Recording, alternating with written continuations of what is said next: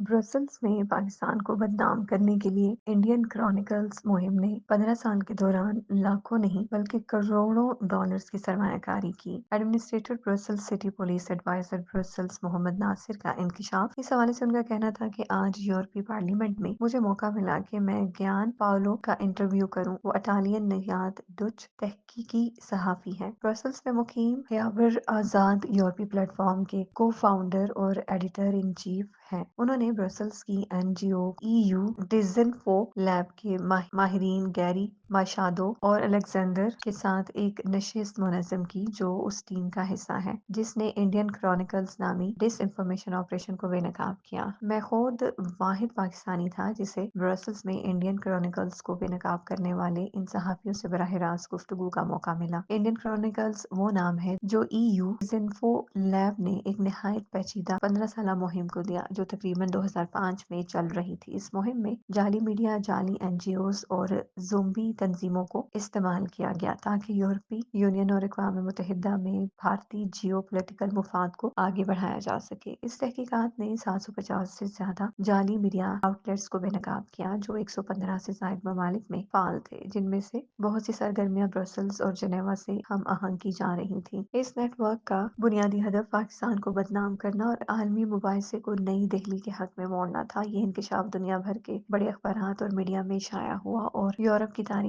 के सबसे बड़े जाली नेटवर्क्स में से एक करार दिया गया। मैं इस सिलसिले के कुछ मज़ामीन और लिंक्स भी शेयर कर रहा हूँ ताकि जो लोग मजीद जानना चाहें वो तफसील देख सकें। आज की मीटिंग में मैंने मिस्टर गैरी से सवाल पूछा कि इस कदर बड़े नेटवर्क के सामने आने के बाद, जिसे अमूमन भारतीय हुकूमती मुफाद से जुड़ा हुआ समझा जाता है, क्या भारत के खिलाफ कोई सियासी या कानूनी कार्रवाई हुई है? उनका जवाब वाज़ेह था। उनकी राय में ना तो कोई संजीदा कार्रवाई हुई है और ना ही मुतवक्के है, क्योंकि यूरोपीय यूनियन के भारत के साथ बड़े स्ट्रेटेजिक और मुआशी मुफादात जुड़े हुए हैं। ये जवाब एक बहुत ही तकलीफदेह सवाल खड़ा करता है। जब ताकतवर पार्टनर्स मुलविस हो तो यूरोप डिसइंफॉर्मेशन के खिलाफ जद्दोजहद में कितनी दूर जाने को तैयार है। ये conference association of European journalist ने यूरोपीय पार्लियामेंट में मुनज़्ज़म की थी, जिसमें पूरे यूरोप बशमूल इंग्लैंड से बड़ी तादाद में सहाफ़ी शरीक हुए। इस कॉन्फ्रेंस का मकसद डिस इंफॉर्मेशन के खिलाफ लाएअमल और सहाफ़ियों के हकूक़ व तहफ़्फ़ुज़ पर बात करना था। कल से पहले ब्रसल्स प्रेस क्लब में मैं शुरका का खैर मकदम भी कर रहा था और तकरीबन हर सहाफ़ी से एक सादा लेकिन बुनियादी सवाल उठा रहा था। अगर यूरोप उस वक्त आंखें बंद कर ले जब डिस इंफॉर्मेशन का बड़ा शिकार पाकिस्तान है और सिर्फ उस वक्त खड़ा हो जब निशाना खुद यूरोप हो, तो फिर हम किस इखलाकी बुनियाद पर ये दावा कर सकते हैं कि हम वाकई डिस इंफॉर्मेशन के खिलाफ संजीदगी से लड़ रहे हैं? ऐसे दोहरे म्यार के साथ क्या हम वाकई डिस इंफॉर्मेशन पर काबू पा सकते हैं? ज्ञान पाओलो न सिर्फ एक बेहतरीन मॉडरेटर है बल्कि यूरोप के सबसे मुअज़्ज़ज़ तहकीकी सहाफियों में शुमार होते हैं। इनके मज़ामीन जमहूरियत, मीडिया फ्रीडम और